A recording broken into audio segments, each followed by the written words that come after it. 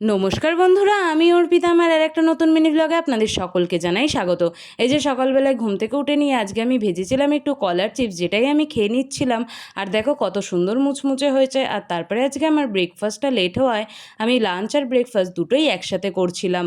আর তারপর স্নান করে এসে দিয়ে নিয়েছিলাম পুজো, আর তারপরে চলে গেছিলাম আমার পুরনো রুমে একটু ঘুমানোর জন্য।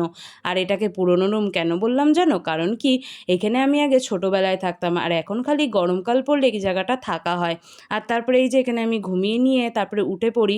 দেন দেখো চোখ মুখ আমার কীভাবে ফুলে গেছিলো ঘুম থেকে ওঠার পর। আর তারপরে এখানে আমি চটজলদি রেডি হয়ে মা মামির সাথে বেরিয়ে পড়েছিলাম একটু ঘুরতে যাব বলে। দেন চলে আসি আমাদের বালির ঘাটে।